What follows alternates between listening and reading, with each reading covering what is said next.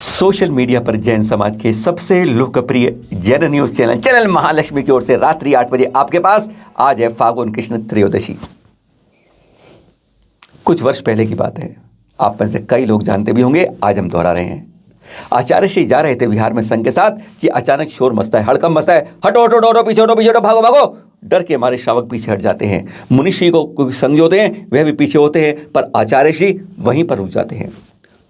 वह न हटते हैं न डरते हैं। यही तो हमारे संतों का क्षमता होती है, ताकत होती है, और यही उनकी चमत्कारी शक्ति होती है। सामने दो सिंह के दो बच्चे, आप जिन्हें शावक कह सकते हैं, वह उनके चरणों के पास आ गए।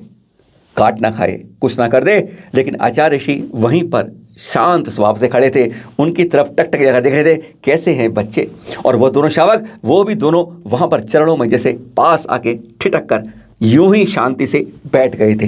जो अब तक इधर उधर भाग रहे थे, अब वह उनके सामने नत मस्तक थे। यह दृश्य आपके समय आज भी हमारे मस्तक पटल पर अंकित है।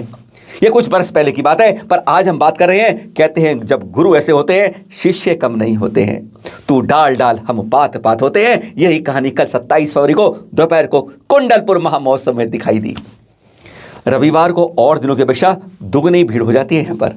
कल भी दुगनी भीड़ थी, और तब अचानक एक जगह शोर मचा, सांप आया, सांप आया, सांप आया। सब घबरा के इधर हिल रहे थे कि मालूम चला कि वह रेलिंग चढ़ता हुआ एक मुनि संघ के पीछे चलता जा रहा है।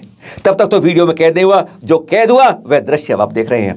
जब एक मुनिषी वहां से खड़े थे, वह सक पगा के आगे नहीं गए, वह ठिठके नहीं, वह रुक गए। यह दृश्य आप यहां देख रहे हैं। जो सांप अब तक फुकारता हुआ बढ़ता रहा था, अब वह उनके सामने नतमस्तक होके बार बार जैसे नतमस्तक हो रहा था। यह दृश्य आपके सामने यहां पर यह कैद होके हमें भेजे गए हैं। किस तरीके से बना, और आवाज़ इसमें हम मुनिश्री की नहीं सुनाए क्योंकि दूर से ये वीडियो खींचा गया था। और इसमें सबका कांध लिए जिस तरह लिपटा हुआ सांप है, ये लगभग 7 फुट से ऊपर का था, यानी मनुष्य के कद से बड़ा था। और उसने वहीं पर फिर मुनिषी ने कहा जा रहा है, जो प्रत्यक्ष थे, कि वो उद्बोधन दे रहे थे, नमोकार मंत्र शांति से सुबह सुना रहे थे, आशीर्वाद दे रहे थे कि तू इस योनि में इस समय है, अब तुझे योनि बदलनी है, तुझे अपनी मौन योनि से उठना होगा।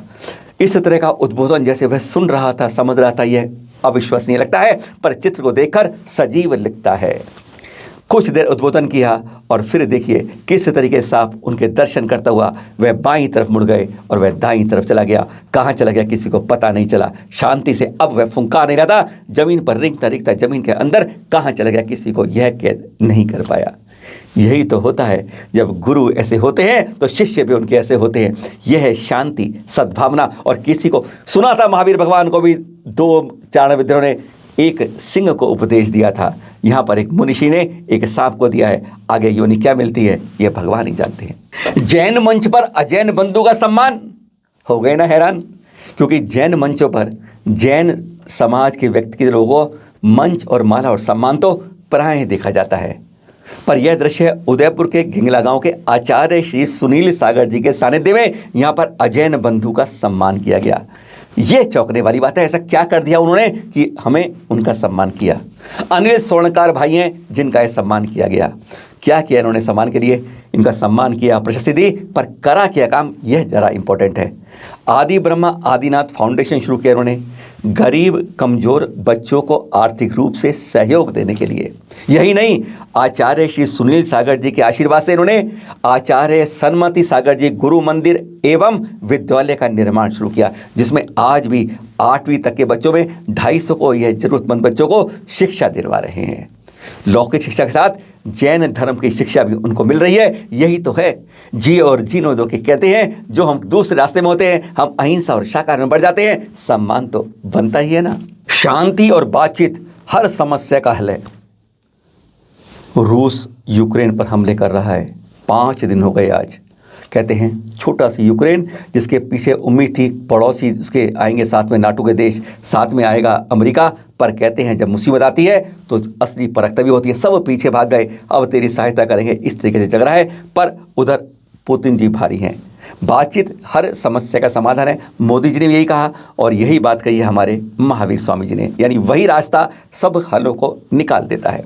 आज बातचीत सिलसिला है, यही हमारे यहाँ रविवार को लोकेश मुजी ने संतों के साथ कहा कि जियो और जीने दो के साथ यह नारा अपनाओ, भाईचारा अपनाओ। लड़ाई किसी चीज का हल नहीं है, एक की बड़ी हार होती है, एक की छोटी हार होती है, पर नाश दोनों का ही होता है। और जहां समस्या को समाधान बातचीत से करते हैं, जीत दोनों की होती है। एक छोटी जीत होती है, एक बड़ी जीत होती है। बोलिए सभी, हमें युद्ध नहीं बुद्ध चाहिए, हमें युद्ध नहीं बुद्ध चाहिए। हाथ उठा के हमें युद्ध नहीं बुद्ध चाहिए। हम सभी शांति चाहते हैं,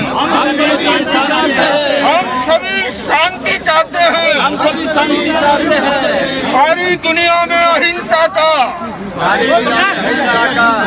शांति का, सद्भावना का साम्राज्य हो। गृहस्थ जीवन का अंतिम लक्ष्य पाकर धन्य हो जाता है वह जन। यह हैं शुभ कर्म सागर जी महाराज। कल ही बने थे मुनिराज। वैसे पश्चिम बिहार के डूंगरमल जैन जी थे, जिन्हें लगा अब हमारा आयु कर्म शेष नहीं है, तो कल सुबह परिजन इनको पश्चिम बिहार से ग्रीन पार्क के जैन मंदिर में लाए आचार्य श्री सौभाग्य सागर जी के पास।